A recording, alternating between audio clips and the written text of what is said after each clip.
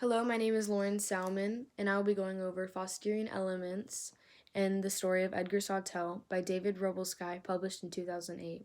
My first Fosterian element is ghosts. For my first example, Edgar sees and follows what he thinks is his father's ghost. He follows him into the barn, and after communicating, he hints there is something Claude has lost, and Edgar finds a syringe that he has seen Claude use before. He thinks that his father led him there to prove his suspicion about what happened to him. My second example, Claude poisons Edgar as the barn is in flames. Claude then sees his brother's figure in the smoke. He's unable to get out of the burning farm as if his brother's ghost is preventing him. He and Edgar both die in the barn.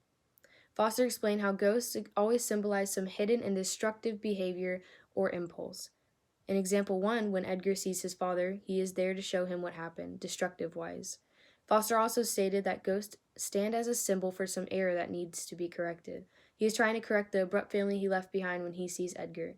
He tries to warn him about Claude. In example 2, this is the error that is corrected. Gar found redemption, although he did not physically keep Claude from leaving, but Claude's conscience would not let him leave because he was feeling guilt. For my second element, I chose weather. For my first example, as Edgar runs away, robbing cabins, he asks a man to help his injured dog. After the dog heals, the man promised him a ride to Canada, but a tornado hits, and Edgar decided to return home.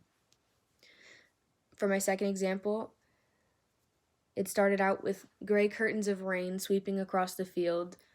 The snow rotted and dissolved over the course of a single day, and a stream of vegetable odors filled the air. Then, Edgar's mom gave birth. The baby soon died after.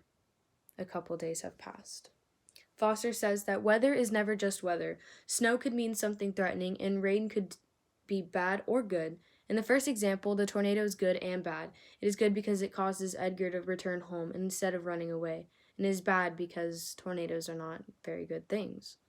The tornado makes Edgar realize that his family might need him in times like this, but it also makes him realize that he shouldn't run away because he wouldn't know what to do by himself. Example 2 shows the dark sky and rain symbolize something dark and terrible could happen, and something terrible did happen. They lost their baby. And now I come down to my third element, which is death. Example 1, Edgar's father, Gar, dies. And example 2, Almondine passes away, Edgar's childhood dog. Foster states that characters close to the main character always die.